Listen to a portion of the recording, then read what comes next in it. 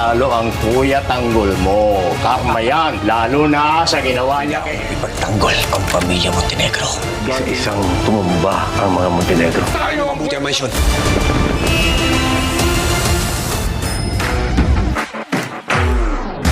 Inanunsyo sa telebisyon ang resulta ng halalan para sa pagkamayor ng Maynila. Lahat ay tutok, balot ng kaba at pangamba. Ramdam ang tensyon sa bawat panig dahil alam nilang ang desisyon ng bayan ang magbabago ng lahat. Ipinahayag ang boto ni Tanggol 380,177.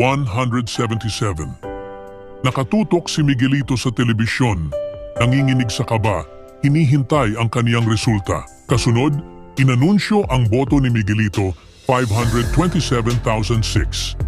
Mas mataas kaysa kay Tanggol. Agad nagpalakpakan ang mga gerero, tuwang-tuwa at nagsisigawan dahil opisyal na siyang nanalo bilang bagong mayor ng Maynila.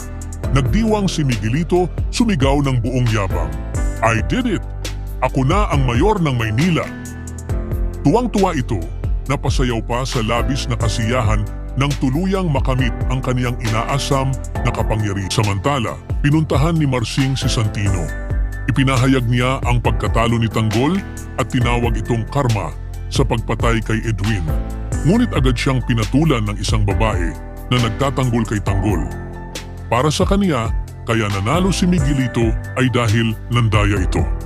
Nagsigawan ang mga tao, marami ang sumang-ayon at nagkakaisa sa sigaw ng pandaraya. Samantala, agad kinausap ni Ramon si Don Julio.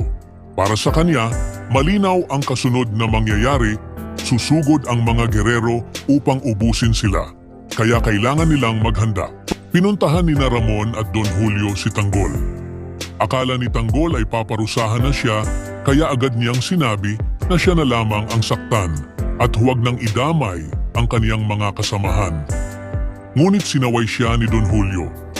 Ipinaalam niyang mas malaki ang problema nila ngayon, ang pagsalakay ng mga gerero, at iyon ang dapat nilang paghandaan. Samantala, tinawagan ni Roberto si Rigor. Inutusan niya itong manguna sa atake laban sa mga Montenegro. Para kay Rigor, ito na ang pagkakataon upang makaganti sa pamilyang tinuturing niyang mga demonyo. Humarap si Ramon kay Tanggol at tinanong kung mapagkakatiwalaan pa ba siya matapos ang kaniyang pagtataksil. Walang pag-aalinlangan, sagot ni Tanggol. Handa siyang ipaglaban ang pamilyang Montenegro anuman ang kapalit. Samantala, kinausap ni Roberto sina Miguelito at Jackie. Mariin niyang ipinangako na gagawin niya ang lahat upang isa-isang pabagsakin ang buong pamilya Montenegro. Sa kabilang panig, tinipon ni Ramon ang kaniyang grupo. Ipinaalam niyang kung laban ang hinahanap ng mga gerero, laban ang ibibigay nila. Ipapakita natin sa kanila ang tunay na impyerno. Hindi tayo magpapatalo.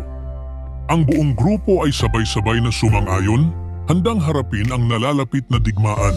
Sa kabuuan ng mga pangyayari, malinaw na ang resulta ng halalan ang naging mitsa ng mas matinding tunggalian.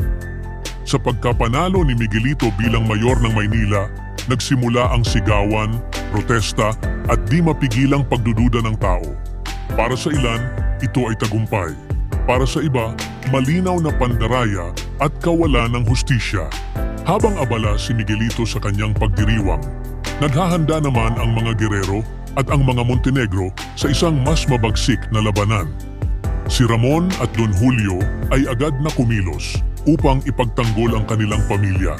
Samantalang si Roberto at Rigor ay sabik na sugurin at pabagsakin ang mga Montenegro. Sa kabila ng mga nakaraang pagtataksil, pinatunayan ni Tanggol na buo ang kaniyang paninindigan. Handa siyang lumaban para sa pamilyang kinabibilangan niya, kahit kapalit nito ang sariling buhay. Samantala, mariin ang paninindigan ng bawat panig na hindi sila magpapatalo.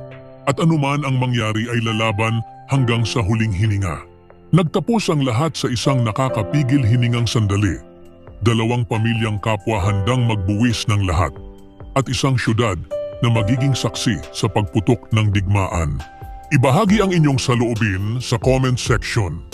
Huwag kalimutang mag-subscribe at i-click ang notification bell para hindi ninyo mamiss ang susunod na kabanata ng Batang Quiapo. Maraming salamat sa panunood